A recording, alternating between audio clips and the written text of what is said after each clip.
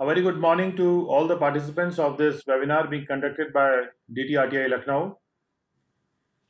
For the benefit of all those participants who are in our jurisdiction and those who are also taking the exams this year. And we are doing a revision of section 80 IB of chapter 6A. तो 80 IB section में कहा गया है कि जहां पर SSC के पास ऐसे प्रॉफिट्स एंड गेन्स हैं जो कि वो उन बिजनेस से डिराइव कर रहा है जो कि सबसेक्शन 3 से लेके 11 और 11A और 11B में मेंशन्ड हैं इसी सेक्शन के, और ये सारे प्रॉफिट्स एंड गेन्स उसके ग्रॉस टोटल इनकम में शामिल हैं। तो ऐसे बिजनेस को हम एलिजिबल बिजनेस कहेंगे और इस सेक्शन के प्रावधानों के अधीन उस एसएससी की इनकम को, टोटल इनकम को कंप्यूट करते समय एक डिडक्शन दिया जाएगा, वो जो कि ऐसे परसेंटेज का होगा और ऐसे असेसमेंट ईयर्स के लिए दिया जाएगा जो कि इस सेक्शन में स्पेसिफाइड है। तो इसके लिए सेक्शन 3 से लेके 11 तक और 11A 11B तक इनफैक्ट वो सारे बिजनेसेस रेफर्ड किए गए हैं जिन बिजनेसेस के लिए इन प्रावधानों के तहत, इस प्रावधान के तहत डिडक्शन अवेलेबल है। लेकिन उसके पहले कुछ शर्तें दी हुई हैं और वो शर्तें ऐसी हैं जैसे इसके पहले हमने 80I सेक्शन में देखी हैं और भी कई सेक्शंस में देखी हैं कि बिजनेस ऐसा होना चाहिए जो कि पहले से एग्जिस्टिंग बिजनेस को स्प्लिट करके या रिकंस्ट्रक्ट करके ना बनाया गया हो। हाँ, अगर 33B के अनुसार उसको रिवाइव किया गया है तो उसको बेनिफिट मिलेगा। और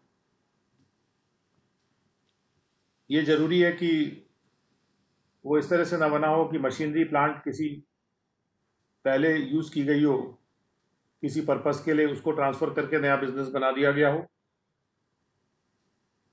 और ऐसा बिजनेस नहीं होना चाहिए जो कि 11 शेड्यूल में जो लिस्ट दी हुई है आर्टिकल्स या थिंग्स की, उसका मैन्युफैक्चर वो कर रहा हो। फिर वो ऐसा बिजनेस होना चाहिए जो कोल्ड स्टोरेज प्लांट या प्लांट्स ऑपरेट कर रहा हो।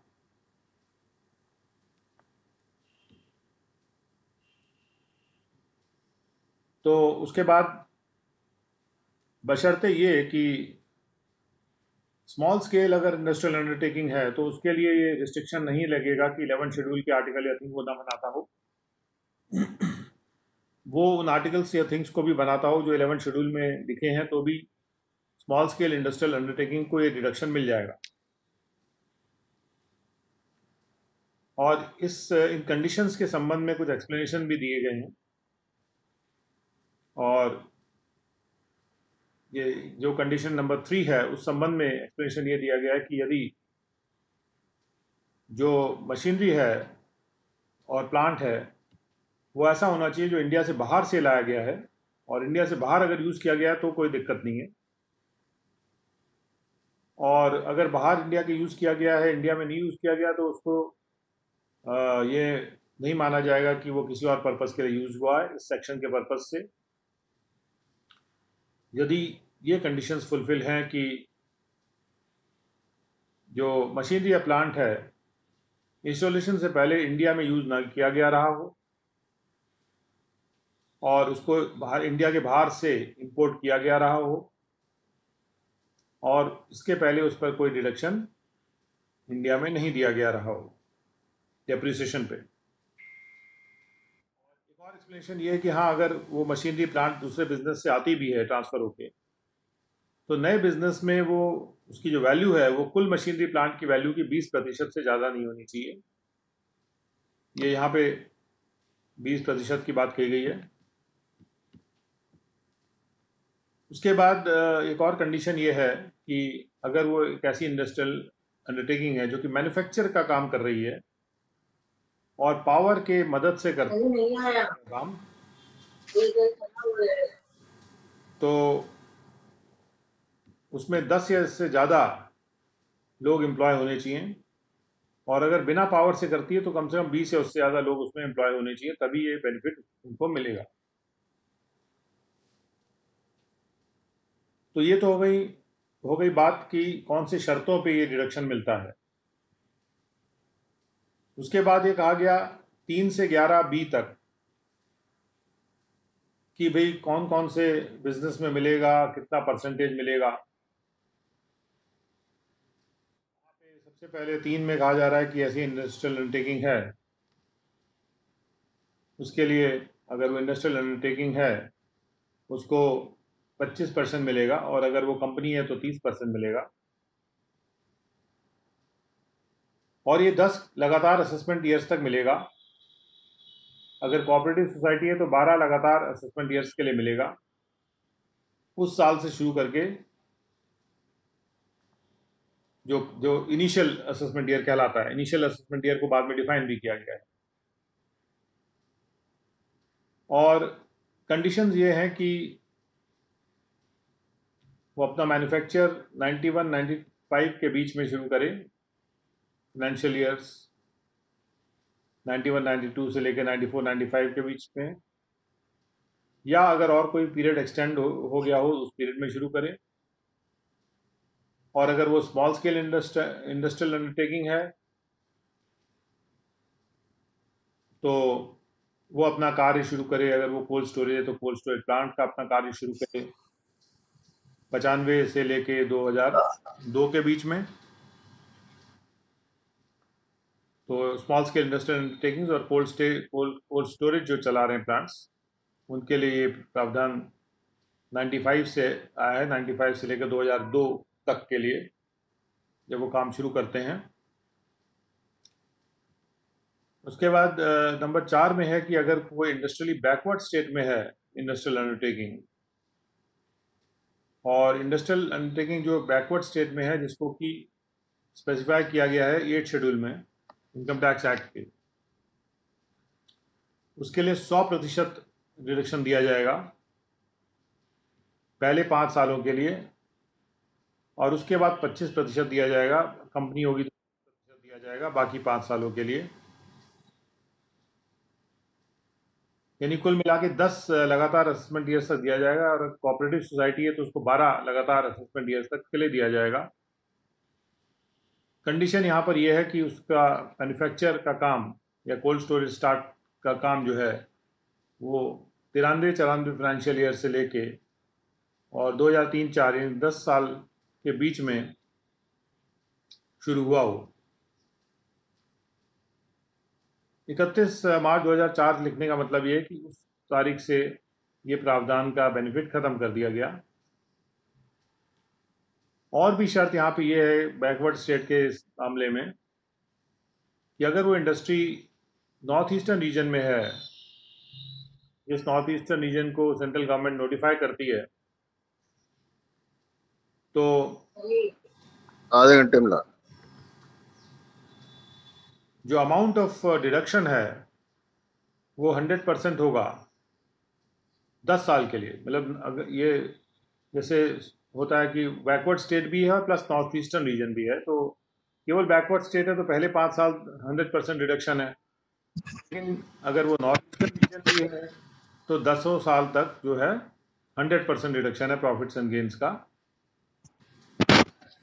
और कुल पीरियड डिडक्शन का जो है वो 10 साल से ज़्यादा नहीं होगा। तो इसका मतलब है कि कंसेक्यूटिव असेसमेंट ईयर्स में होना चाहिए।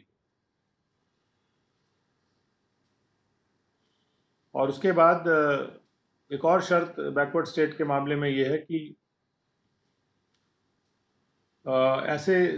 इस सबसेक्शन का डिडक्शन नहीं मिलेगा 2004-05 से जो असेसमेंट ईयर शुरू होते हैं किसी ऐसी अंडरटेकिंग को, एंटरप्राइज को जिसको जो 80IC में रेफर्ड है, क्योंकि इस साल के बाद 80IC में दिया गया है डिडक्शन, तो इसलिए इस सेक्शन में जो डिडक्शन है वो 2004 तक सीमित कर दिया गया है। अगली शर्त एक और भी है कि अगर वो industrial undertaking state of Jammu Kashmir में है तो ये जो 2004 वाली बात आ रही है यहाँ पे 31 मई 2004, इसकी अगर 31 मई 2012 पढ़ा जाएगा, यानी वहाँ पर ये डिडक्शन 2012 तक चलेगा। और बशर्ते ये भी कि कोई डिडक्शन नहीं दिया जाएगा ऐसी इंडस्ट्रियल अंडरटेकिंग को जो कि स्टेट ऑफ जम्मू कश्मीर, जो कि ऐसे आर्टिकल या चीज़ में बना रही है जो कि उस 13 शेड्यूल के पार्ट सी में है। पार्ट सी में आपने देखा था जम्मू एंड कश्मीर में बनाए हुए कुछ आर्टिकल्स की लिस्ट थी। अगर वो आर्टिकल मैन्युफैक्चर हो रहे हैं तो ये डिडक्शन नहीं मिलता है, उसको डिस्करेज करने के पॉइंट ऑफ व्यू से, जिससे सरकार नहीं चाहती कि उसको एनकरेज किया जाए। उसके बाद पाँचवें सबसेक्शन में, अगर इंडस्ट्रियल अंडरटेकिंग किसी इंडस्ट्रियली बैकवर्ड डिस्ट्रिक्ट में है, स्टेट में नहीं, और उसके लिए फिर ऑफिशियल गैजेट में नोटिफाई करेगा, गाइडलाइंस के अनुसार किया जाएगा कि कौन सी डिस्ट्रिक्ट इंडस्ट्रियली बैकवर्ड डिस्ट्रिक्ट है, और कैटेगरी ए और कैटेगरी बी की, दो कैटेगरी की जो इंडस्ट्रियली बैकवर्ड डिस्ट्रिक्ट हो सकती हैं। तो जो कैटेगरी ए की डिस्ट्रिक्ट्स हैं उनको पहले 5 साल तो 100% बेनिफिट मिलेगा, फिर अगले 5 साल 25%, अगर कंपनी है तो 30%, और ये अगर कोऑपरेटिव सोसाइटी है तो 12 साल तक मिलेगा, और 12 साल तक मिलेगा, यानी पहले 5 साल 100%, उसके बाद 7 साल 25% या 30%, अगर 25%। और इसके लिए बाकी कोऑपरेटिव सोसाइटी के लिए 12 साल है, बाकी सबके लिए 10 कंसेक्यूटिव नहीं, एक के बाद एक लगातार जो आते हैं। और शर्त यहाँ पे ये है कि इंडस्ट्रियल अंडरटेकिंग को अपना मैन्युफैक्चर शुरू करना चाहिए 1 अक्टूबर 94 के बाद और 31/2004 से पहले। और अगर वो कैटेगरी बी की डिस्ट्रिक्ट है, इंडस्ट्रियली बैकवर्ड डिस्ट्रिक्ट, तो उस केस में 3 असेसमेंट ईयर्स तक शुरू में उसको मिलेगा 100% बेनिफिट, उस इनिशियल असेसमेंट ईयर से स्टार्ट करके, और उसके बाद 25% मिलेगा, या 30, अगर कंपनी है तो 30% मिलेगा। कुल जो इसमें बेनिफिट है ये 8 साल का रहता है इसमें, जो ये डिस्ट्रिक्ट के लिए है। अगर कोऑपरेटिव सोसाइटी है तो उसका अपना 12 साल बना हुआ है। मैन्युफैक्चरिंग वही 1 अक्टूबर 94 से और 31 मार्च 2004 के बीच में शुरू होनी चाहिए।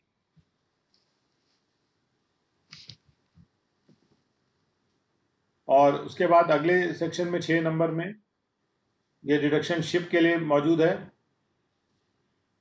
जो शिप का बिजनेस होता है, और ये 30% डिडक्शन मिलता है 10 कंसेक्यूटिव असेसमेंट ईयर्स तक, और जिसमें शुरू का असेसमेंट ईयर भी शामिल है। शर्त यहाँ पे ये है कि शिप जो है किसी इंडियन कंपनी के द्वारा ओन्ड होना चाहिए, इंडिविजुअल के द्वारा नहीं, इंडियन कंपनी के द्वारा, और पूर्णतया उसका इस्तेमाल बिजनेस पर्पस के लिए होना चाहिए, निजी पर्पस के लिए नहीं होना चाहिए। और ये जरूरी भी है कि एक्विजिशन से पहले इंडियन कंपनी के द्वारा उसका इस्तेमाल, शिप का इस्तेमाल इंडियन टेरिटोरियल वाटर्स में ना किया गया रहा हो किसी इंडियन रेजिडेंट के द्वारा। नॉन रेजिडेंट के द्वारा इस्तेमाल किया गया रहा हो तो कोई दिक्कत नहीं। और तीसरा कंडीशन ये है शिप के बारे में कि इंडियन कंपनी के द्वारा वो इस्तेमाल में लाया गया हो 1 अप्रैल 91 से लेके 31 मार्च 95 के बीच में। 31 मार्च 95 के बाद ये डिडक्शन खत्म कर दिया गया। उसके बाद होटल्स की जहाँ तक बात है, होटल के लिए डिडक्शन है 50% प्रॉफिट्स एंड गेन्स का, जो कि बिजनेस से डिराइव हो रहा है, और ये 10 consecutive years starting from the initial assessment year. Initial वो होता है जब बिजनेस स्टार्ट होता है, और इसकी डेफिनेशन भी है इनिशियल असेसमेंट ईयर के नीचे। ऐसा होटल जो कि हिली एरिया में है, पहाड़ी एरिया में, या फिर गांव एरिया में है, या किसी ऐसे एरिया में जिसको तीर्थ स्थान के रूप में इस्तेमाल किया जाता है, जो तीर्थ स्थान है, या कोई और जगह भी हो सकती है जिसका इंफ्रास्ट्रक्चर डेवलप करने के हिसाब से सेंट्रल गवर्नमेंट ने टूरिज्म के इंफ्रास्ट्रक्चर को डेवलप करने के हिसाब से या दूसरे सुसंगत बातों को सोचते हुए एक नोटिफिकेशन जारी किया हो ऑफिशियल गैजेट में, जिसमें कि उस जगह का भी वर्णन हो कि जहाँ पे अगर वो होटल बनेगा तो 80 IB में उसको डिडक्शन मिलेगा। बशर्ते ये कि वो होटल जो है वो 1 अप्रैल 1990 से शुरू होके 31 मार्च के बीच में वो बना होना चाहिए, या फिर 1 अप्रैल 97 से लेके 31 मार्च 2001 के बीच में उसका फंक्शनिंग शुरू होनी चाहिए। तो 2 ट्रांच में ये डिडक्शन आया है।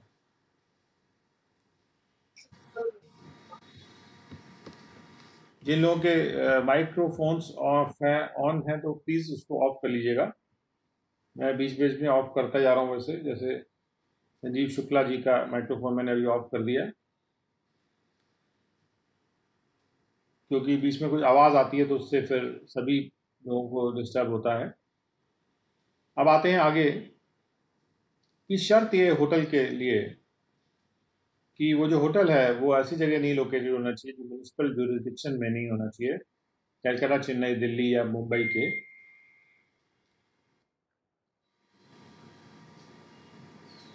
भले ही उसने ऑपरेशन 97 से 2001 के बीच में शुरू भी कर दिए हों।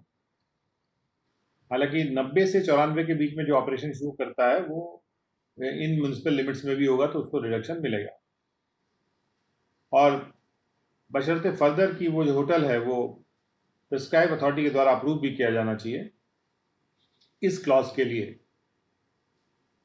और वो अप्रूवल रूल्स के अनुसार होना चाहिए जो इस एक्ट के तहत बनाए गए हैं। और जहाँ पर भी वो होटल प्रिस्क्राइब अथॉरिटी के द्वारा अप्रूव कर दिया जाता है 31 मार्च 1992 से पहले, तो ये मान लिया जाएगा कि उसका अप्रूवल इस सेक्शन के पर्पज से असेसमेंट ईयर 91-92 के लिए कर दिया गया है।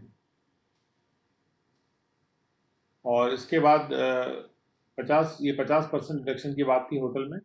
30% डिडक्शन तब मिलेगा जब जो होटल का बिजनेस है वो किसी भी और जगह लोकेटेड हो, या अभी हमने हिली एरिया में देखा था, या रूरल एरिया में देखा था, या प्लेस ऑफ पिलग्रिमेज के लिए देखा था। अगर होटल किसी और जगह पे है इनके अलावा तो वहाँ पे डिडक्शन 30% का 10 लगातार साल तक मिलेगा, starting from the initial assessment year. अगर उस होटल ने अपना जो फंक्शनिंग है, होटल है स्टार्टेड फंक्शनिंग, होटल बिजनेस है स्टार्टेड फंक्शनिंग नहीं है। अगर होटल ने फंक्शनिंग स्टार्ट कर दिए 1 अप्रैल 91 के बाद और 31 मार्च 1995 से पहले, या फिर वही 1 अप्रैल 97 के बाद और 31 मार्च 2001 से पहले, और फिर बशर्ते वही बात कही जा रही कि अगर वो 97 से 2001 के बीच में इसने अपना ऑपरेशन शुरू किया है, वो होटल अगर मेट्रोपॉलिटन लिमिट्स में है जो कलकत्ता, चेन्नई, दिल्ली और मुंबई की, तो उसको ये डिडक्शन नहीं मिलेगा। हालांकि जो 91 से 95 के बीच में ऑपरेशन शुरू किया होगा उसको डिडक्शन मिल जाएगा, भले ही वो मेट्रोपॉलिटन सिटीज़ में के म्यूनसिपल लिमिट्स में है। और उसके बाद एक कंडीशन लगाई जा रही है होटल के केस में कि जो डिडक्शन है दोनों टाइप के, चाहे हिली एरिया में हो चाहे दूसरे एरिया में हो, वो तभी मिलेगा जब होटल बिजनेस जो है किसी पुराने बिजनेस को रिकंस्ट्रक्ट या स्प्लिट करके ना बनाया गया हो जो पहले से मौजूद था, या किसी बिल्डिंग को ट्रांसफ़र करके ना बना लिया गया हो, या किसी मशीनरी या प्लांट को ट्रांसफ़र करके ना बना लिया गया हो जो दूसरे पर्पज़ के लिए यूज़ हो रही है, या होटल पर्पज़ के लिए बिल्डिंग यूज़ हो रही है उसको दूसरे बिजनेस में ट्रांसफ़र करके बना लिया गया हो। तो और ये सब मिसचिफ को अवॉइड करने के लिए है जिससे कि लोग मैनिपुलेट ना करें। और ये भी कंडीशन है कि होटल का बिजनेस का ओनर जो है वो कंपनी होनी चाहिए जो कि इंडिया में रजिस्टर्ड है, और बिजनेस चलाया जाता है जिसके द्वारा वो कंपनी होनी चाहिए। इसका पेड अप कैपिटल 5 लाख रुपए से कम का नहीं होना चाहिए, और प्रिस्क्राइब अथॉरिटी के द्वारा वो होटल अप्रूव्ड होना चाहिए। और अगर वो होटल प्रिस्क्राइब अथॉरिटी के द्वारा 1 अप्रैल 99 से पहले अप्रूव हो गया है तो उसको भी इस सब सेक्शन में अप्रूव माना जाएगा।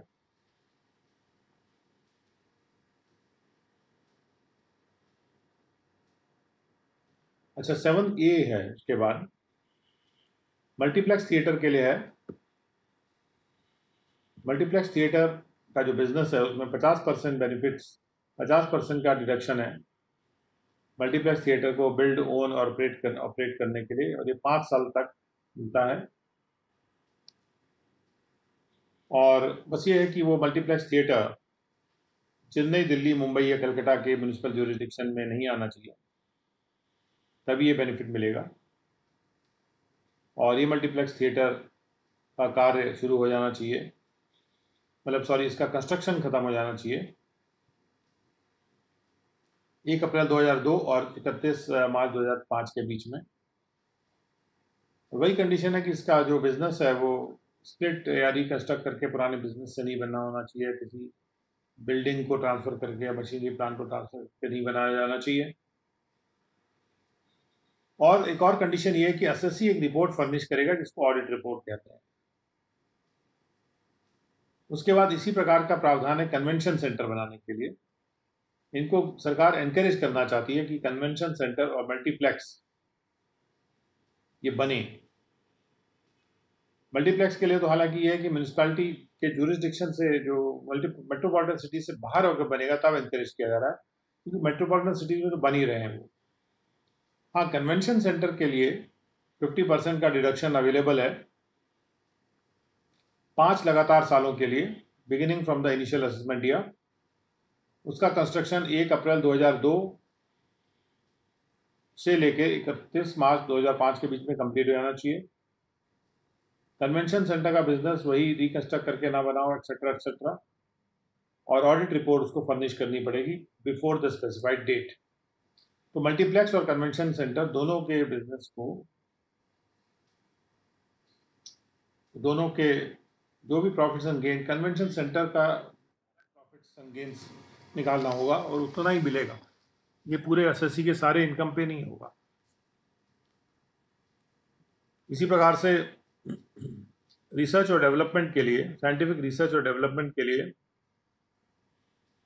अगर कोई कंपनी काम कर रही है तो उसको 100% मिलेगा रिडक्शन 5 असेसमेंट ईयर्स के लिए, अगर वो कंपनी इंडिया में रजिस्टर्ड है और उसका मुख्य उद्देश्य यही है कि वो साइंटिफिक या इंडस्ट्रियल रिसर्च या डेवलपमेंट का कार्य करे, और उसका अप्रूवल प्रिस्क्राइब अथॉरिटी ने कर दिया है 1 अप्रैल 99 से पहले। 1 अप्रैल 99 के बाद जो भी अप्रूवल हुए हैं उनको ये बेनिफिट नहीं उपलब्ध है। उसके बाद जो अमाउंट ऑफ डिडक्शन है,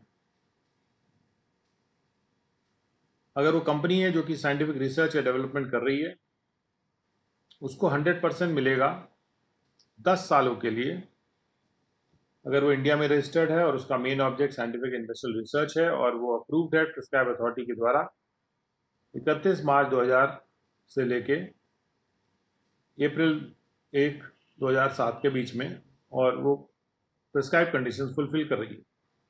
तो 8 को चेंज करके 8A लाया गया, जिससे कि ये प्रावधान 8 से चेंज होकर 8A हो गया, और उसमें 31 मार्च 2000 बाद से जो जो अभी जो कंपनी, यानी 99-2000 के बीच में जो कंपनीज अप्रूव हुई होंगी तो उनको ये बेनिफिट नहीं अवेलेबल था, और 2000 के बाद यानी कि 1 अप्रैल 2000 से लेके और 1 अप्रैल 2007 के पहले यानी 31 मार्च 2007 तक, इन सालों में जो अप्रूव्ड है प्रिस्क्राइब अथॉरिटी के द्वारा कंपनी साइंटिफिक और इंडस्ट्रियल रिसर्च और डेवलपमेंट के लिए, उसको ये बेनिफिट मिलेगा। इसमें प्रिस्क्राइब कंडीशंस की बात कही गई है, इसलिए प्रिस्क्राइब कंडीशंस के तहत इस डिडक्शन को दिया गया था 31 मार्च 2000 के बाद से। उसके बाद सबसेक्शन 9 है, वो ये कहता है कि जो डिडक्शन 100% मिलेगा 7 कंसेक्यूटिव असेसमेंट ईयर्स तक एक ऐसी अंडरटेकिंग को जो कि नॉर्थ ईस्ट रीजन में है और अपना मिनरल ऑयल का प्रोडक्शन वो 1 अप्रैल 1997 से पहले शुरू कर देती है, और अगर वो इंडिया के किसी और पार्ट में है जो मिनरल ऑयल बनना मैन्युफैक्चर कर रही है, कमर्शियल प्रोडक्शन कर रही है, तो उसने 1 अप्रैल 97 से पहले शुरू कर दिया हो, अब सॉरी 1 अप्रैल 97 के बाद शुरू किया हो, और 31 मार्च 2017 यानी 31 मार्च 2017 तक ये रिडक्शन चल रहा था। किसी पार्ट में अगर इंडिया के ये जो अंडरटेकिंग है वो सिचुएटेड है, उसको 7 साल तक 100% प्रॉफिट्स का रिडक्शन था, क्योंकि भारत में कमर्शियल एक्सप्लोरेशन को ऑयल के इनकरेज किया जा रहा था। और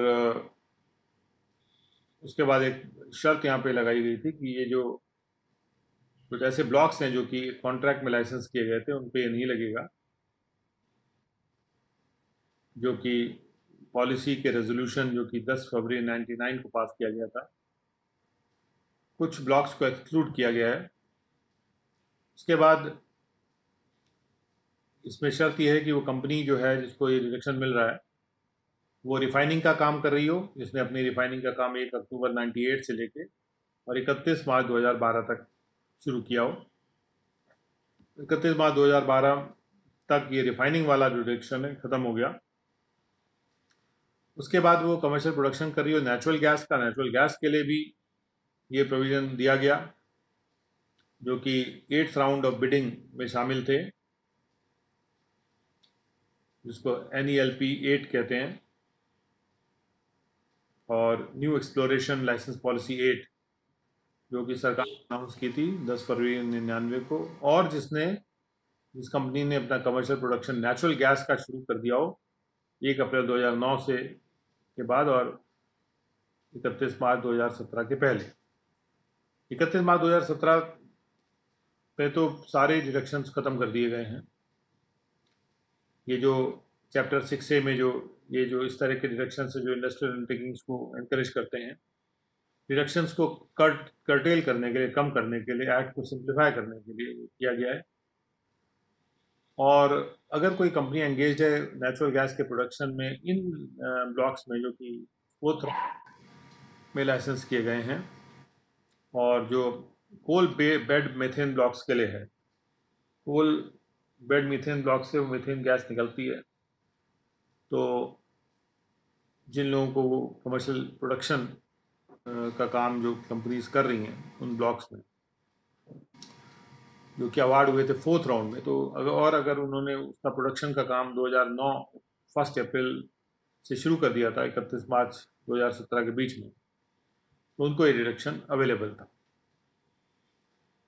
और थोड़ा कुछ और भी पर्टिकुलर चीज़ को यहाँ पे एक्सेप्शन लिया गया है। उसके बाद एक अगर ऐसे अंडरटेकिंग है जो कि हाउसिंग प्रोजेक्ट्स को डेवलप या बिल्ड कर रही है, जिसका अप्रूवल 31 मार्च 2018 से पहले हो गया है लोकल अथॉरिटी के द्वारा, अप्रूवल 31 मार्च 2008 से पहले हो गया है किसी लोकल अथॉरिटी के द्वारा, उसको 100% जो था डिडक्शन अवेलेबल था। और उसमें वही कंडीशन थी कुछ कि 2004 अप्रैल से लेकर 31 मार्च 2008 के बीच में वो शुरू कर देना चाहिए उनको अपना, सॉरी अप्रूवल हो जाना चाहिए प्रोजेक्ट का। तो ये पर्टिकुलर हाउसिंग प्रोजेक्ट से जो प्रॉफिट होता है उसके रिलेशन है। 100% of the profits derived from in the previous year relevant to assessment year from that housing project, पूरा प्रॉफिट नहीं, only from that housing project जो कि अप्रूव्ड है। और इसी प्रकार से वही कंडीशन थी कि अगर वो हाउसिंग प्रोजेक्ट अप्रूव किया जा रहा है 1 अप्रैल 2005 के बाद, तो 5 साल में उसका वो बन जाना चाहिए। within 5 years from the end of the financial year housing project is approved। और अगर वो 4-5 के बीच में अप्रूव्ड है तो 4 साल में वो जो प्रोजेक्ट अप्रूव था वो बन जाना चाहिए। कंस्ट्रक्शन मतलब कंप्लीट सच कंस्ट्रक्शन मतलब कंप्लीट हो जाना चाहिए कंस्ट्रक्शन। और एक्सप्लेनेशन में भी ये बात कही गई है यहाँ पे कि अगर यहाँ पर अप्रूवल जो है हाउसिंग प्रोजेक्ट का एक से ज़्यादा बार लिया जाता है, तो ऐसा हाउसिंग प्रोजेक्ट जो है उसके बारे में मान लिया जाएगा कि जो वो अप्रूव हुआ था तो उस डेट को हुआ था जिसमें कि बिल्डिंग प्लान उसका पहले अप्रूव किया गया, और जो डेट ऑफ कंप्लीशन है वो डेट ली जाएगी जो कंप्लीशन सर्टिफिकेट में मेंशन्ड है, लोकल अथॉरिटी के द्वारा जो कंप्लीशन सर्टिफिकेट जारी किया जाता है। हाउसिंग प्रोजेक्ट्स के बारे में फर्दर कंडीशंस भी हैं कि वो प्रोजेक्ट का जो 1 एकड़ के प्लॉट ऑफ लैंड से ज़्यादा में होना चाहिए, तभी ये बेनिफिट अवेलेबल था।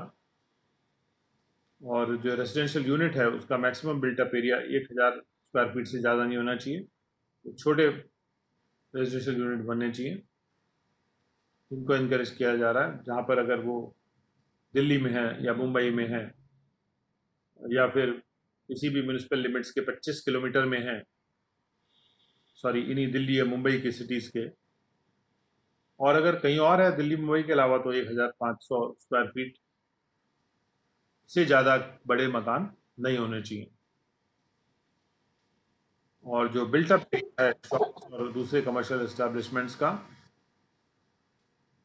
जो कि हाउसिंग प्रोजेक्ट में शामिल किए गए हैं, वो 3% से ज़्यादा, क्योंकि रेजिडेंशियल प्रोजेक्ट है तो उसमें शॉप्स या कमर्शियल एस्टेब्लिशमेंट, तो उनका लेकिन परसेंटेज 3% से ज़्यादा नहीं होना चाहिए एग्रीगेट बिल्टअप एरिया के में से, या फिर 5000 स्क्वायर फीट से ज़्यादा हायर अमाउंट है। और ये डिडक्शन, एक से ज़्यादा रेजिडेंशियल यूनिट एक आदमी को अलॉट नहीं होना चाहिए। ये कंडीशंस हैं कि कब ये TIB का डिडक्शन हाउसिंग प्रोजेक्ट के लिए मिलेगा, और TIB के तहत, और किसी ऐसे केस में जहाँ पर रेजिडेंशियल यूनिट जो है वो किसी इंडिविजुअल को दिया जा रहा है, तो कोई भी और रेजिडेंशियल यूनिट उसी हाउसिंग प्रोजेक्ट में अलॉट नहीं किया जाएगा किसी भी इंडिविजुअल को, या उसके स्पाउस को, या उसके माइनर चिल्ड्रन को, या उसकी HUF की फैमिली को जिसमें वो करता है। अगर मेंबर है तो दिया जा सकता है फैमिली को, और या फिर किसी इंडिविजुअल को जो कि उसको रिप्रेजेंट करता हो, ऐसे पर्सन को भी नहीं दिया जाएगा। और वह उस इंडिविजुअल के जो उसको रिप्रेजेंट कर रहा है उसके स्पाउस को भी नहीं दिया जाएगा, उसके माइनर चिल्ड्रन या उसकी हिंदू अनडिवाइडेड फैमिली को भी नहीं दिया जाएगा जिसका वो करता है। और अगर वो हाउसिंग प्रोजेक्ट को वर्क्स कॉन्ट्रैक्ट के रूप में दे रही है, जैसे किसी को कोई हाउसिंग प्रोजेक्ट बना रही कंपनी और उसने कॉन्ट्रैक्ट पे दे दिया है कुछ काम, तो जो कॉन्ट्रैक्टर काम कर रहे हैं उसमें दूसरे, उनको ये बेनिफिट नहीं मिलेगा। और उसके बाद सेक्शन 11 में, सबसेक्शन 11 में कहा जा रहा है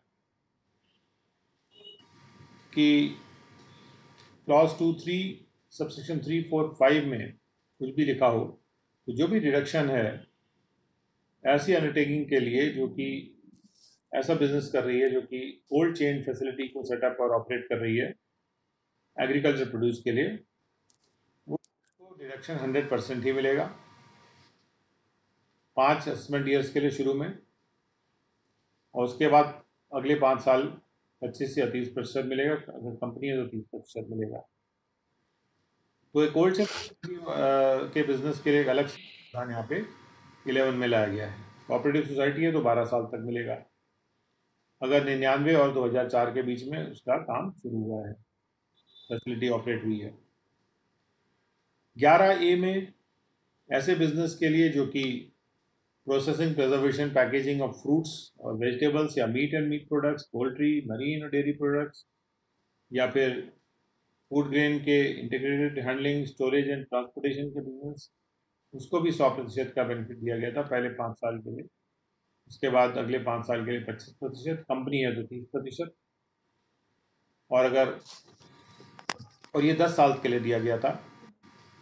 और बस ये है कि 1 अप्रैल 2001 के बाद से ये शुरू होना चाहिए, और जहाँ पे लिखा है कि 1 अप्रैल के बाद से शुरू होना चाहिए, ख़त्म वाली डेट जो है उसके लिए कहा गया है कि ये 1 अप्रैल 2009 से पहले होना चाहिए, तो ये 2009 पे आके ख़त्म कर दिया गया। और 11 ख़त्म कर दिया गया का मतलब ये नहीं कि क्योंकि 10 साल तक मिल रहा है तो 2009 का तो 2000 तक भी चलेगा। तो उन असेसमेंट ईयर्स के अभी भी असेसमेंट हो रहे हैं या फिर रीओपन होके हो रहे हैं, कंप्लीट नहीं हुए हैं। तो जैसे मैंने कहा कि कोई भी प्रावधान मरता नहीं है, और किसी पर्टिकुलर असेसमेंट ईयर के लिए जो बनाया गया था उस असेसमेंट ईयर के लिए तो वो वैलिड है ही है। और उसके बाद 11B में अगर रूरल एरिया में कोई हॉस्पिटल बनाया जा रहा है, तो बिजनेस क्या है कि operating and maintaining hospital, constructing hospital की बात नहीं हो रही है यहाँ पे। Industrial undertaking which is deriving profits from the business of operating and maintaining hospital in a rural area, उसको 100% मिलेगा 5 साल के लिए। और बशर्ते ये कि वो हॉस्पिटल का कंस्ट्रक्शन 1 अक्टूबर 2004 से 31 मार्च 2008 के बीच में हो जाना चाहिए। हॉस्पिटल में एक होना चाहिए कम से कम, और जो कंस्ट्रक्शन है वो रेगुलेशंस के अनुसार होना चाहिए, जो गाइडलाइंस लोकल अथॉरिटी के द्वारा बनाई जाती हैं, जो भी रेगुलेशंस बनाए जाते हैं। और एसएससी ऑडिट रिपोर्ट टाइम से पहले फर्निश करेगा हर साल, तभी ये डिडक्शन उसे मिलेगा। और इस सेक्शन के पर्पस के लिए हॉस्पिटल का कंप्लीशन मान लिया जाएगा जब उसको लोकल अथॉरिटी कंप्लीशन सर्टिफिकेट देती है। 11C में कहा गया था कि जो डिडक्शन अंडरटेकिंग मिलता है जो कि हॉस्पिटल को ऑपरेट या मेंटेन कर रही है, कहीं भी लोकेटेड हो। ये इसके पहले जो 11B था वो लोकल एरिया, वो रूरल एरिया के लिए था। अगर रूरल एरिया में वो है तो उसको 5 साल तक ये बेनिफिट दिया गया था हॉस्पिटल को। और अगर वो एनीवेयर इन इंडिया सिवाय एक्सक्लूडेड एरिया के, तो उसको 100% बेनिफिट 5 साल तक दिया गया था, बिगिनिंग विद 2008 ऑन। यानी कि 2008 तक का जो बेनिफिट था केवल रूरल एरिया के लिए था, लेकिन 8 के बाद का जो बेनिफिट है अप टू 2013 31 मार्च जब बिजनेस शुरू हुआ, तो वो बेनिफिट सभी कहीं भी हॉस्पिटल बना हो उसके लिए था। हॉस्पिटल में 100 बेड कम से कम होने चाहिए और कंस्ट्रक्शन के अनुसार होना चाहिए। एसएससी ऑडिट रिपोर्ट फर्निश करेगा।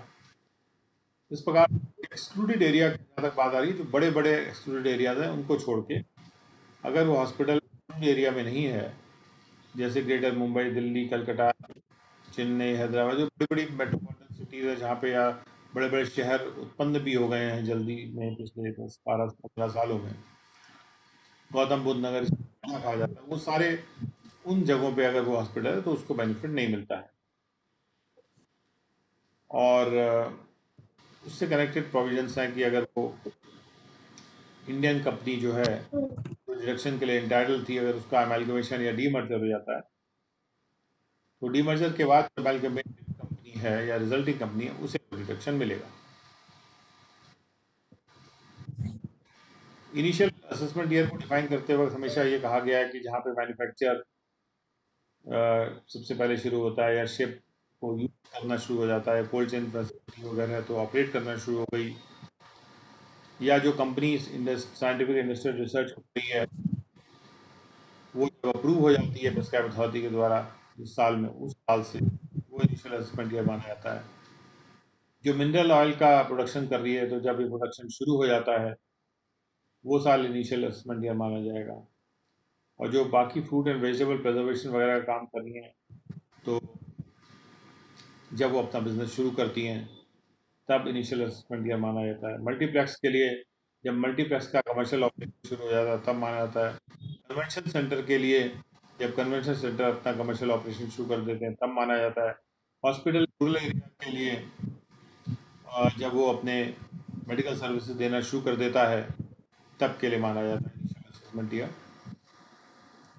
और अगर किसी और एरिया के लिए नहीं लिखा है वो भी इसमें ऐसे होना चाहिए था, probably they need to add this कि engaged in operating a hospital in a rural area or any other area, ये यहाँ पे आना चाहिए। नॉर्थ ईस्ट रीजन को डिफाइन किया गया, ये जो स्टेट्स हैं वो north east region, place of pilgrimage को भी डिफाइन किया गया है। यहाँ तो this was a quick revision, मतलब जिसमें हमको वैसे टाइम बहुत ज़्यादा लगता इसको हमने क्विक रिवीजन किया है यहाँ पर. We have done a quick revision of this section 80 IB. We move on to section 80A.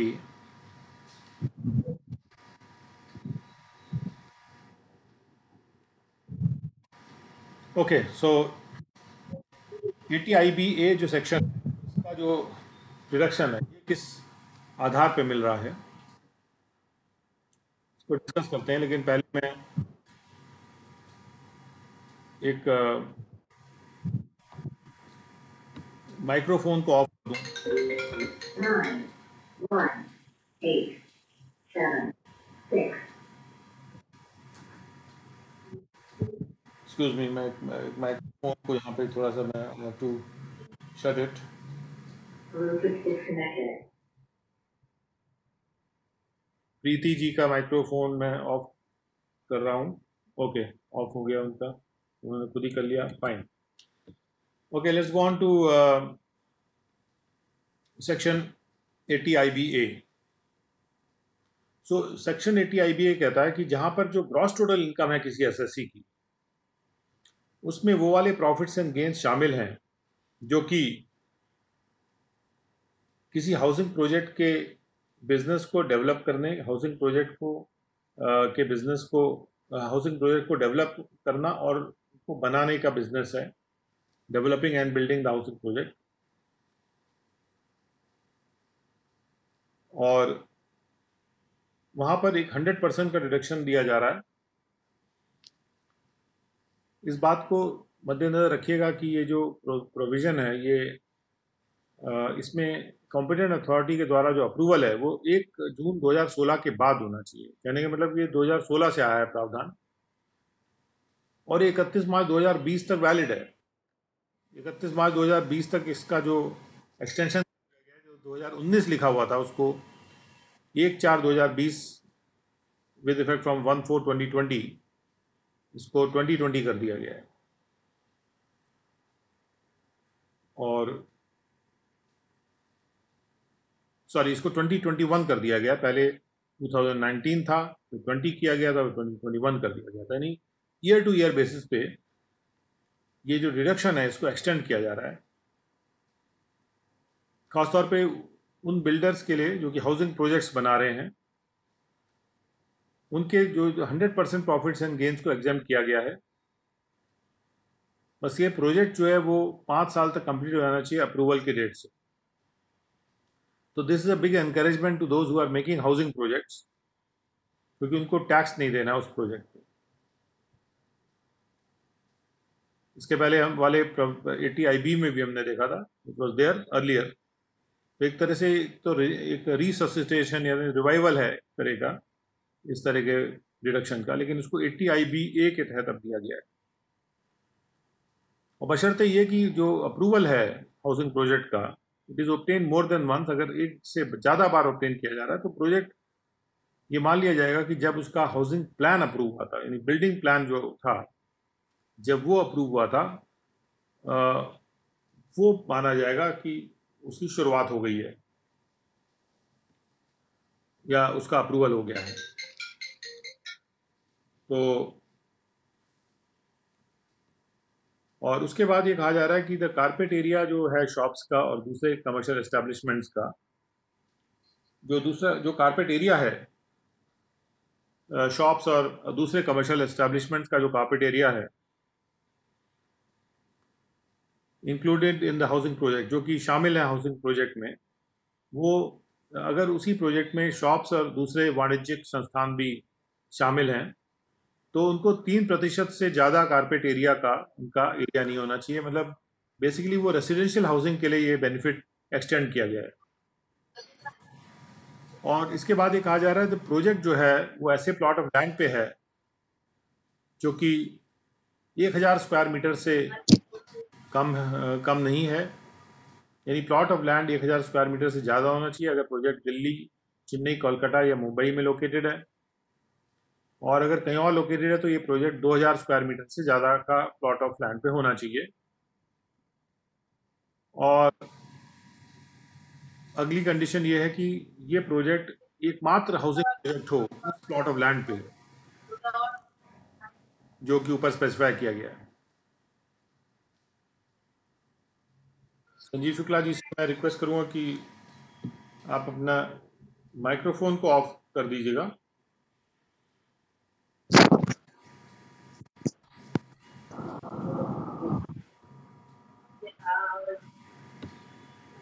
Sanjeev Shukla ji से रिक्वेस्ट है कि आप अपने माइक्रोफोन को प्लीज ऑफ कर दीजिए।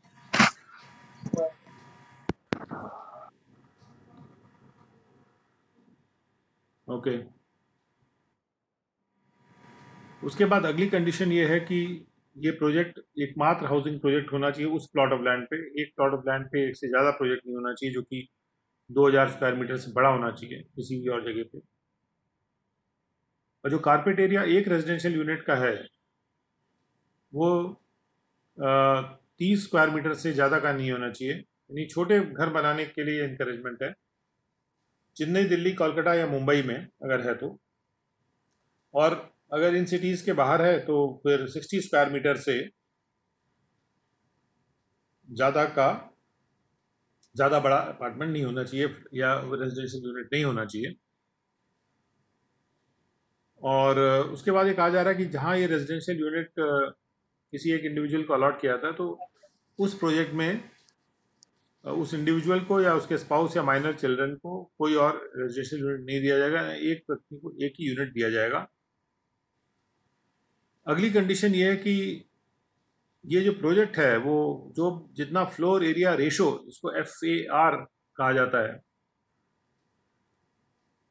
जो परमिसिबल है उस प्लॉट ऑफ लैंड के रिस्पेक्ट में, उसका 90% से कम वो इस्तेमाल ना करे।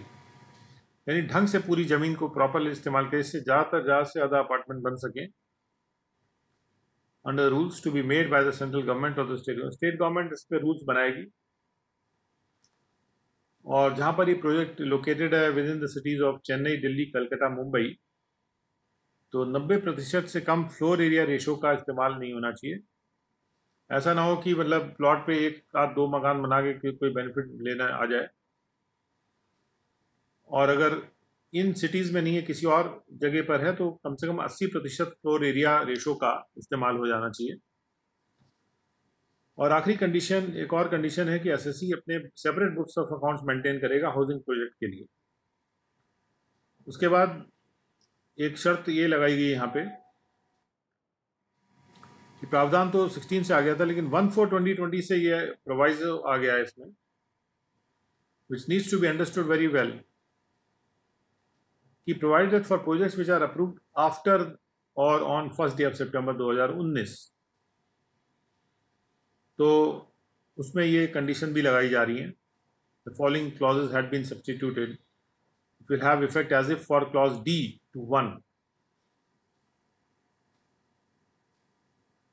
D to I, sorry.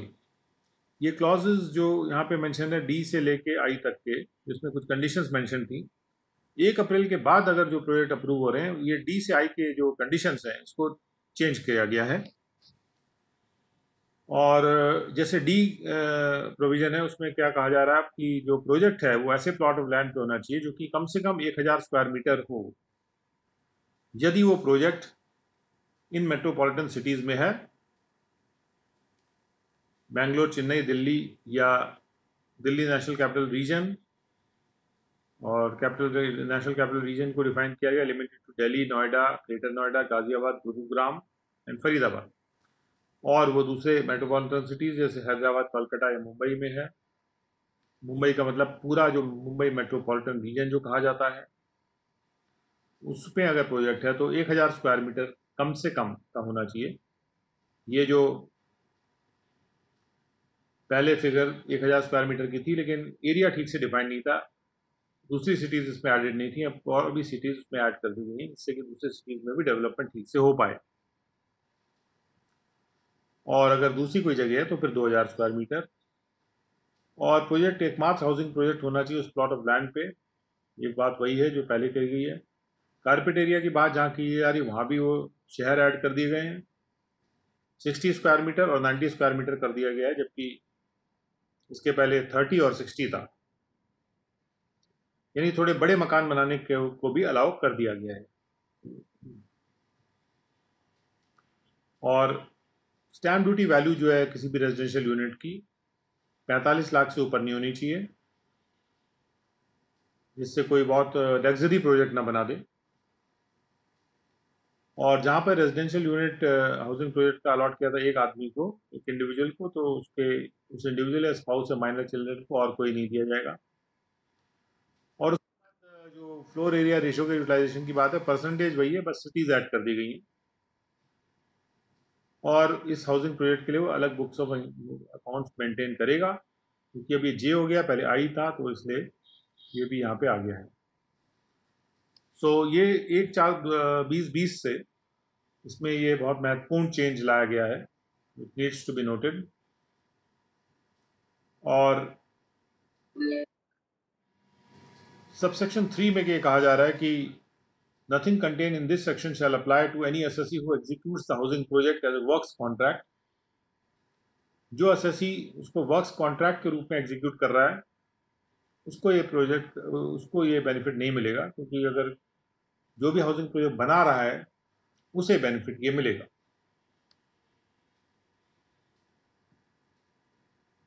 जिसको कॉन्ट्रैक्ट मिला है उस काम को करने के लिए, उसे नहीं मिलेगा। तो उसके बाद 4 सबसेक्शन में कहा जा रहा है कि जहां पर ये हाउसिंग प्रोजेक्ट कंप्लीट नहीं किया जाता, जो भी पीरियड स्पेसिफाइड है 2B में, जैसे 5 साल का पीरियड दिया हुआ है, and in respect of which a deduction has been claimed, और जिसके रिस्पेक्ट में डिडक्शन पहले क्लेम कर लिया गया रहा था और अलाउ भी कर दिया गया था, तो जो टोटल अमाउंट ऑफ डिडक्शन है जो इस प्रकार से क्लेम किया गया है और अलाउ किया गया है एक या उससे ज़्यादा प्रीवियस ईयर्स में, वो जितने भी डिडक्शन अलग अलग सालों में दिए गए हैं वो सब इनकम मान लिए जाएंगे एसएससी के, जो कि प्रॉफिट्स एंड गेन्स वाले हेड में चार्ज हो जाएगा उस प्रीवियस ईयर में जिसमें उसका जो पीरियड ऑफ कंप्लीशन एक्सपायर हुआ था।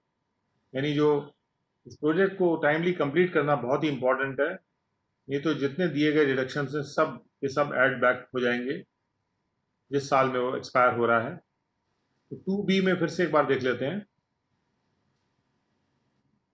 ये 5 साल का टाइम प्रोजेक्ट को कंप्लीट करने के लिए दिया हुआ from the date of the approval by the competent authority.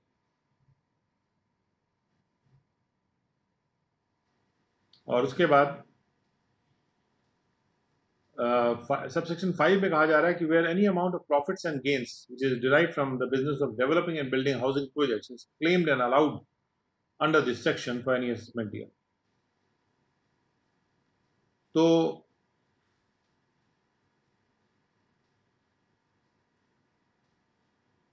किसी और प्रावधान में जो डिडक्शन इस प्रावधान में मिल गया,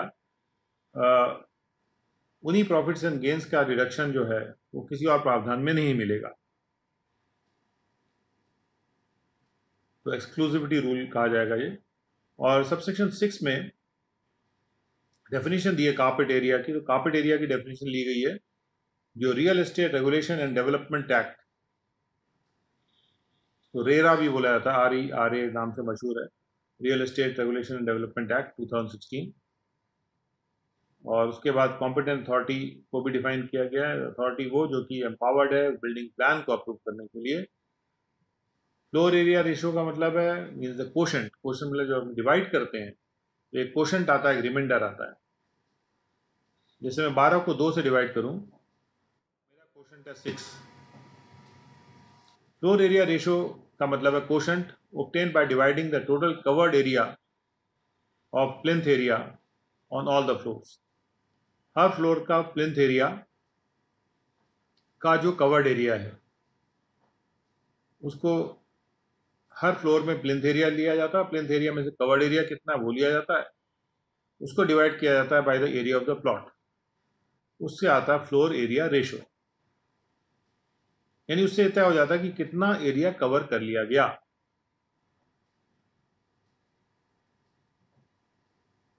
तो फ्लोर एरिया रेशो प्रिस्क्राइब होते हैं हर प्रोजेक्ट वगैरह के लिए, हर शहर के लिए भी होते हैं, अलग अलग स्थानों के लिए होते हैं।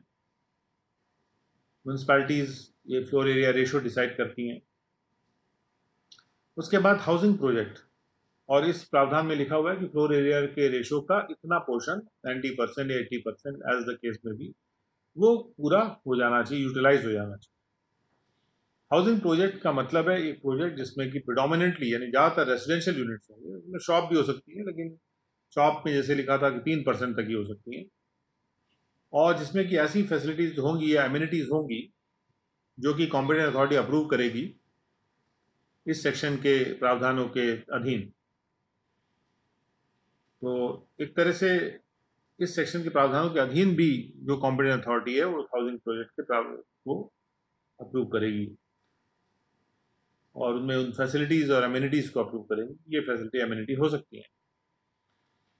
और रेजिडेंशियल यूनिट का मतलब है कि इंडिपेंडेंट घर का यूनिट जिसमें अलग फैसिलिटीज़ होती हैं, लिविंग रूम की, कुकिंग की, सैनिटरी रिक्वायरमेंट्स की, जो कि रेजिडेंशियल यूनिट से अलग होते हैं with in the building, distinctly separated from other residential units within the building, which is directly accessible from an outer door, जो बाहर से सेपरेट फैसिलिटीज होंगी और through an interior door in a shared hallway,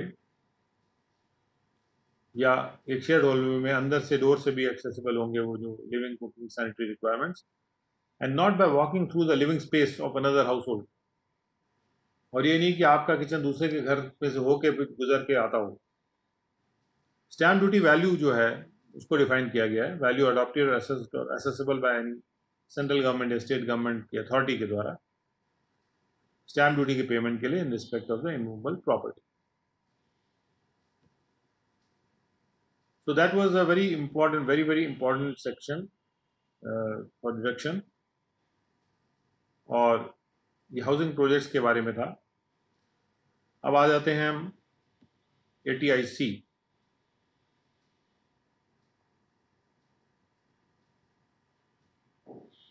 okay, तो ATIC में क्या कहा जा रहा है कि जहाँ पे ग्रॉस टेरिटोरियल इनकम एसएससी की, उसमें शामिल हैं प्रॉफिट्स एंड गेन्स ऐसे अंडरटेकिंग या ऐसे एंटरप्राइज के जो किसी ऐसे बिजनेस से करे जा रहे हैं जिन बिजनेसेस को सबसेक्शन 2 में रेफर किया जा रहा है,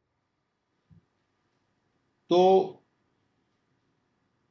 उसको उतना डिडक्शन मिलेगा जैसा कि सबसेक्शन 3 में स्पेसिफाइड है।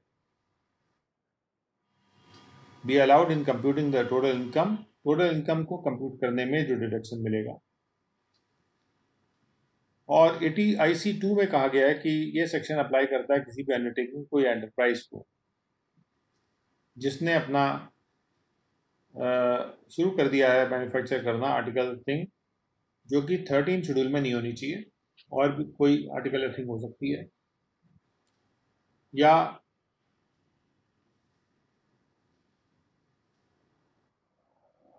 या कोई ऐसी आर्टिकल थिंग जिसका मैन्युफैक्चर को सब्सटैंशियल एक्सपेंशन अंडरटेक किया उसने, और जो एक्सपेंशन शुरू किया या फिर उसने शुरू किया काम करना वो 23 दिसंबर 2002 के बाद और 1 अप्रैल 2007 के पहले होना चाहिए, जो कि किसी एक्सपोर्ट प्रोसेसिंग जोन में होना चाहिए, या किसी इंटीग्रेटेड इंफ्रास्ट्रक्चर डेवलपमेंट सेंटर में होना चाहिए, या किसी इंडस्ट्रियल ग्रोथ सेंटर में होना चाहिए, या इंडस्ट्रियल एस्टेट या इंडस्ट्रियल पार्क या सॉफ्टवेयर टेक्नोलॉजी पार्क में होना चाहिए, या किसी इंडस्ट्रियल एरिया या थीम पार्क में होना चाहिए, जो कि बोर्ड के द्वारा नोटिफाइड होगा। कोई स्कीम जो फ्रेम की जाएगी और सेंट्रल गवर्नमेंट के द्वारा नोटिफाई की जाएगी स्टेट ऑफ सिक्किम के लिए, सिक्किम के लिए डेवलपमेंट के लिए खास तौर पर प्रावधान किया गया है। 2007 तक था, उसके बाद अगर वो 2003 जनवरी 7 और 2012 1 अप्रैल के पहले एक्सपोर्ट प्रोसेसिंग जोन में ये काम शुरू करती है तो बोर्ड उसको नोटिफाई कर सकता है स्टेट ऑफ हिमाचल प्रदेश और स्टेट ऑफ उत्तराखंड के लिए। और इसी प्रकार से नॉर्थ ईस्टर्न स्टेट्स के लिए भी 24 दिसंबर 97 से लेकर 1 अप्रैल 2007 तक के लिए वहाँ पे एक्सपोर्ट प्रोसेसिंग जोन बनेंगे, या ये सारी पार्क वगैरह बनेंगे, इंडस्ट्रियल पार्क जहाँ पे कि सॉफ्टवेयर टेक्नोलॉजी पार्क इत्यादि, बोर्ड उसको नोटिफाई करेगा। और बी में कहा गया कि जो बिल्डिंग अपना मैन्युफैक्चर शुरू करेंगे लेकिन 4th शेड्यूल में नहीं आना चाहिए,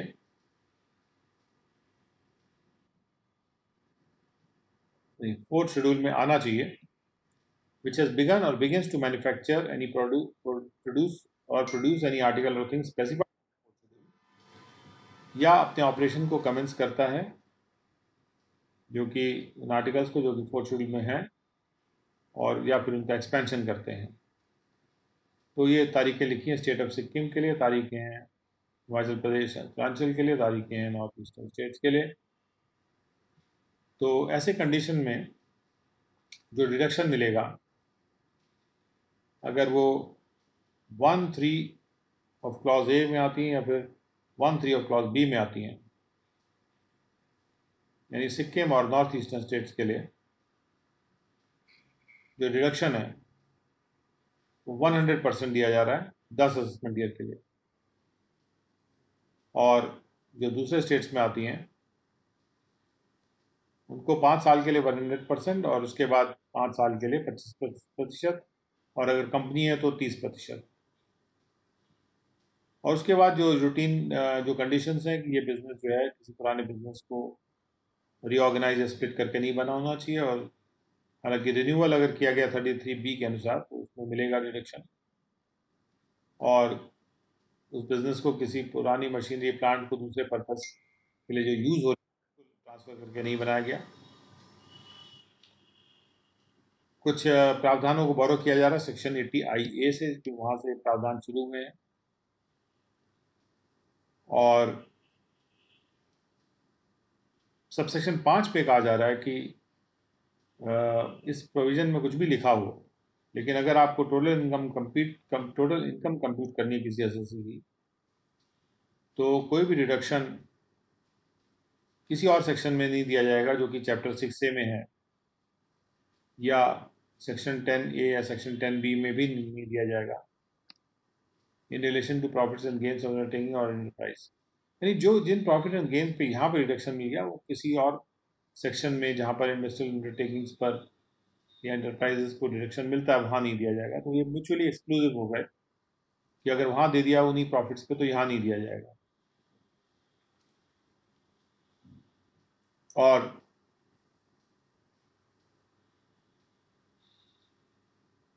बल्कि ये बात यहाँ कही जा रही है कि कोई भी डिडक्शन नहीं दिया जाएगा किसी भी और सेक्शन में अगर यहाँ पे जो डिडक्शन यहाँ दिया जा रहा है, जिन प्रॉफिट्स एंड गेन्स का डिडक्शन यहाँ दिया जा रहा है, यानी इसको प्राथमिकता दी गई है, ये कहा जा सकता है। Notwithstanding anything contained in this act, no deduction shall be allowed to any industrial undertaking or enterprise under this section where the total period of deduction, inclusive of the period of deduction under this section or under the second proviso to subsection 4 of section 80IB or under section 80C, as the case may be, exceeds 10 assessment years. इस section में deduction नहीं मिलेगा यदि कुल period deduction का है, जिसमें इस सेक्शन के यानी कि कुल पीरियड डिडक्शन का अल्टीमेटली 10 ही साल रहेगा, चाहे वो किसी भी सेक्शन में लिए जा रहे हो, चाहे 10C में लिए जा रहे हो, चाहे 80IB 4 में लिए जा रहे हो। जो डिडक्शन का कुल पीरियड है वो 10 साल से ज़्यादा का नहीं होना चाहिए।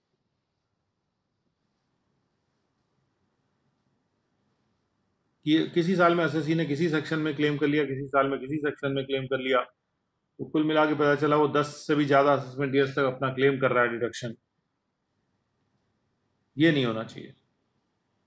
और उसके बाद सबसेक्शन 5, 7 से 12 ये सब इंपोर्ट किए गए ATI से, इस तरह के जरूरी जो सेक्शंस हैं, सबसेक्शंस हैं। और उसके बाद इंडस्ट्रियल एरिया को डिफाइन किया गया है कि इंडस्ट्रियल एरिया वो एरिया है जो कि बोर्ड अपने नोटिफिकेशन से स्पेसिफाई करेगा, जो स्कीम बनाई जाएगी। इसी प्रकार से इंडस्ट्रियल एस्टेट वो एस्टेट है जो बोर्ड नोटिफाई करेगा। इंडस्ट्रियल ग्रोथ बोर्ड नोटिफाई करेगा, इंडस्ट्रियल पार्क भी बोर्ड नोटिफाई करेगा। इनिशियल असेसमेंट ईयर वो माना जाएगा जब जो अंडरटेकिंग एंटरप्राइज है अपना मैन्युफैक्चर शुरू करेगी इस साल में, या अपने सब्सटैंशियल एक्सपेंशन को जब कंप्लीट कर लेगी, क्योंकि सब्सटैंशियल एक्सपेंशन के केस में भी डिडक्शन है। और इंटीग्रेटेड इंफ्रास्ट्रक्चर डेवलपमेंट सेंटर वो सेंटर हैं, ऐसे सेंटर हैं जो कि बोर्ड नोटिफाई करेगा। नॉर्थ ईस्टर्न स्टेट्स डिफाइन किए गए हैं, 1, 2, 3, 4, 5, 6, 7, जो 7 स्टेट्स हैं नॉर्थ ईस्ट के हमारे।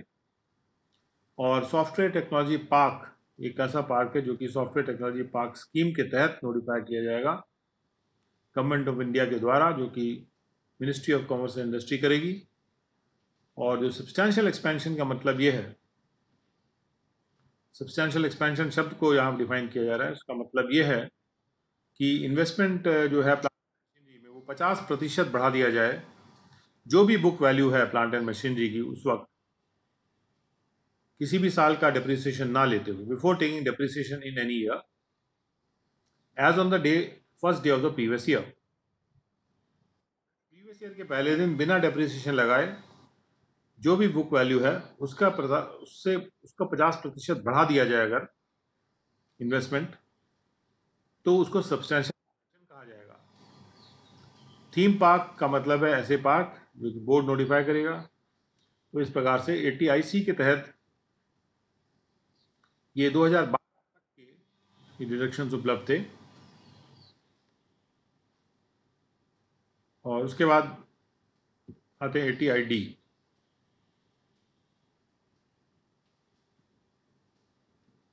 80ID जो प्रावधान है, इसको हम लोग करेंगे अपने नेक्स्ट सेशन में, जो हमारा 2-2:15 बजे से शुरू होगा। और इस वक्त हम 80 यहाँ तक इस लेक्चर को कंप्लीट कर लेते हैं। तो we come to the end of this webinar.